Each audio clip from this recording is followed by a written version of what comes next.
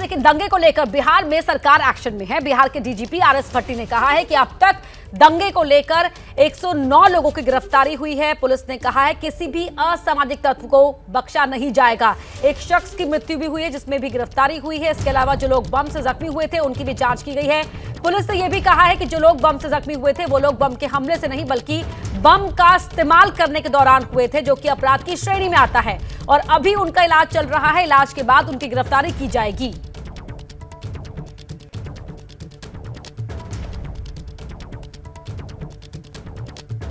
वर्तमान में पूरे राज्य में विधि व्यवस्था की स्थिति पूरी तरह से नियंत्रण में है। सासाराम और बिहार शरीफ में जो कुछ घटनाएं हुई उनमें अभी तक कुल 109 व्यक्ति जो इन कांडों में संलिप्त पाए गए हैं उनकी गिरफ्तारी हो चुकी है। कि जो सासाराम में कुछ लोग बम से जख्मी थे, कल रात में ही हमने यहां से एफएसएल की टीम और डॉग स्क्वाड को भेज करके उससे हमने ये साबित कर लिया कि वो किसी तरह का किसी के ऊपर हमला नहीं था। वो व्यक्ति स्वयं ही या तो बम बना रहे थे या उसको हैंडल कर रहे थे। तो वो व्यक्ति जो जख्मी हैं वो अपराधी की कैटेगरी में आए हैं, उनको हमने गिरफ्तार कर लिया, उनका इलाज चल रहा है।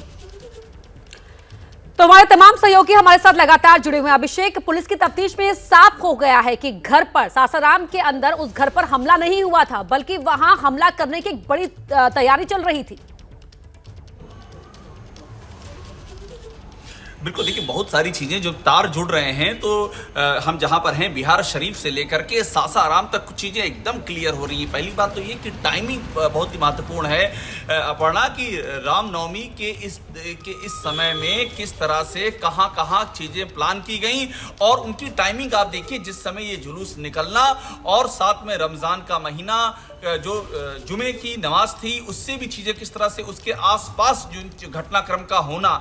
तो जो शरारती तत्व हैं उन तत्वों ने जो संवेदनशील जो इलाके हैं उन इलाकों में धार्मिक भावनाओं को आधार बना करके इस तरह की हरकत करने की कोशिश की है। और जो अहम बात है, इसका शिकार वे हुए हैं, मैक्सिमम वे हैं जो दोनों समुदायों के बेगुनाह हैं, जिनका इससे कोई ताल्लुक नहीं, जो अपनी रोज की जिंदगी में मशरूफ रहते हैं, उनको इसका शिकार होना पड़ा है। लेकिन टाइमिंग है, हथियार जिस तरह से आए हैं, जिस तरह से अचानक से इतनी सारी पत्थरबाजी हुई है, जिस तरह से जो पुलिस, जो डीएम का कहना है कि जुलूस में जो चीजें, जिन चीजों की शिकायतें मिली है होने की, तमाम सारी चीजें हैं। तो अब इसकी अगर जांच होती है तो बहुत सारी कड़ियां जुड़ेंगी और टाइमिंग सबसे महत्वपूर्ण है। अपर्णा, बहुत बड़ी बात आप यहां पर कह रहे हैं अभिषेक। निधि भी लगातार जुड़ी हुई है। निधि, जिस तरह से अभिषेक बता रहे हैं कि टाइमिंग तो बहुत ही महत्वपूर्ण हो ही जाती है, लेकिन इस पूरे घटनाक्रम के दौरान जो कुछ हुआ उसका शिकार बने बेगुनाह लोग।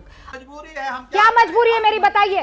मैं अभी आपको बताती हूँ कि मैंने ओए होए होए होए, नमकीन के चटकारे लेते हुए टकटकी मार के डिबेट शो को पॉज रिपीट कर करके देख रहे हैं जोगिंदर जी।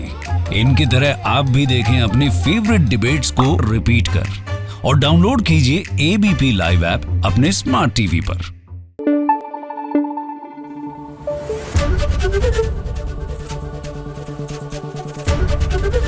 एबीपी न्यूज आपको रखे आगे।